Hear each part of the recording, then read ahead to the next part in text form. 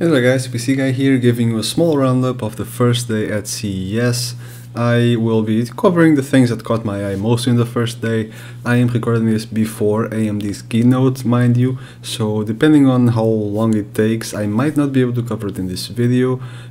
If so, I will add it at the end, so for now I will give you a bit of a highlight. And the thing that most caught my eye was definitely the screen from Asus that will reach refresh rates of up to 360 Hz. The ROG Swift 360 is going to be a 1080p monitor. Obviously, to reach this sort of frame rate you need to be running at 1080p. If you go higher you probably won't be able to reach with today's technology.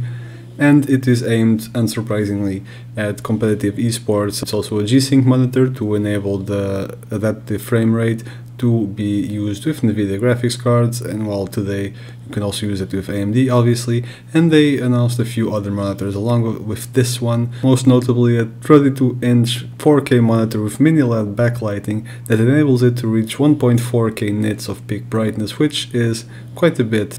Being 4K, supporting G-Sync Ultimate and having a 144Hz refresh rate makes sure that you will be able to use it when the hardware eventually catches up to allow that frame rate at that resolution. Asus is not the only one to be busy with pretty great monitors, and Samsung has also made a Super-Ultrawide monitor that even today's highest end hardware will have some trouble at running. It can run up to 240 FPS, but it is so big that it is described as being as large as two monitors side by side, so you better have some pretty hefty graphics card if you're planning to have this one running at the high refresh rate that it supports. It's not as highly detailed as 4K, but it is a pretty sharp 4040p resolution, supposed to be slightly better than the average.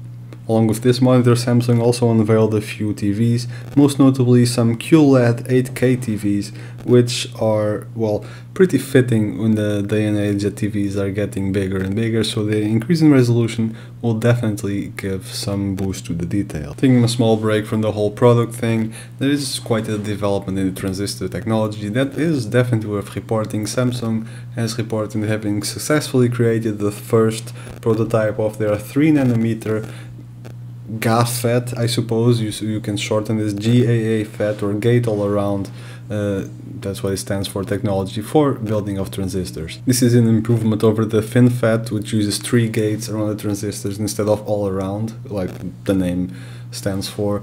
So this does have some impact on the efficiency and performance of silicon as we know it. The technical details, quite honestly, also go over my head a little bit, but long story short, it means in reducing the silicon size by 35% while also taking 50% less power to run it. All in all, it represents a 33% roughly increase over the 5nm FinFET process, so it is quite an improvement over a process that is not even used that much. 5nm is not really found in, for example, PC hardware as we know it.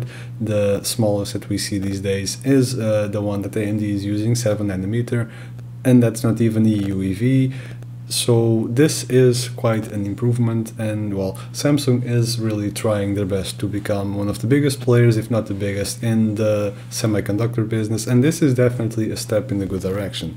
A lot of people were skeptical that they would hit their mark. Their initial objective was 4nm GAAFET or GAAFET, I'm not quite sure how to abbreviate it.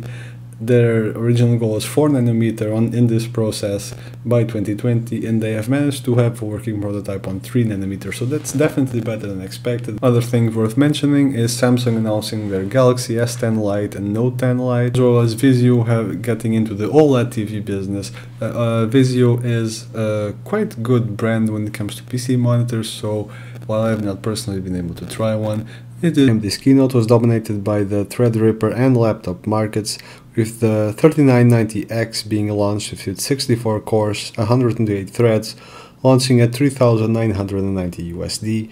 It will feature 2.9 GHz base clock, 4.3 GHz boost clock, 248 megabytes of cache, and they were comparing it with a dual Xeon 8280, which has a price of 20k if you sum up both CPUs, and it is performing up to 30% faster at a much lower price. On the laptop market, they featured the 4800H, which is offering performance comparable to a desktop, 13% faster than the 9700K at 44 watts, and even more than that in content creation, up to 46%, and should be available in Q2 2020. Their other feature, the laptop CPU, the 4800U, is also a 7nm CPU with 8 cores, 16 threads, 4.2 GHz boost clock, as well as a 15 watt TDP, offering up to 59% improvement over the previous generation,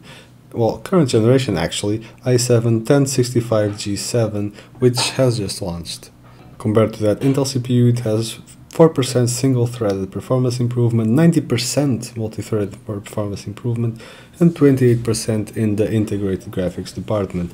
It should provide up to between 28 and 49% improvement in content creation, and is twice as power efficient as Zen 1, which should be very helpful in terms of battery life. In the GPU department, things were a bit lacking. I was hoping for a 58 or 5900 XT announcement. Instead, they just announced the pretty much already known 5600 XT and, well, non-XT as well, with 36 CUs, 1560 MHz and 6 GB of VRAM. It is advertised as the ideal card for 1080p and going up against a 1660 Ti, being 10 to 15% faster than this one. It should be launching with 7 AIB partners already on board and be available on 21st of January for $280. These have been the highlights of the day. I'm trying to keep this video short because they're kind of extra and I don't usually do videos on Mondays, but in any case,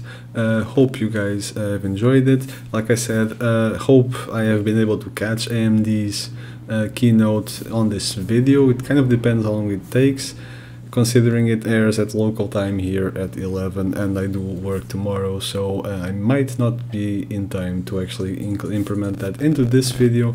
Otherwise it will make it to tomorrow's. Intel's keynote is also later this day as far as CES time zone goes. I will definitely not be able to catch Intel on today's video because it will be the middle of the night for me. So if Intel does not make it to today's video, well, apologies. That's not a matter of not featuring Intel and featuring AMD. It is a matter of not being able due to time constraints.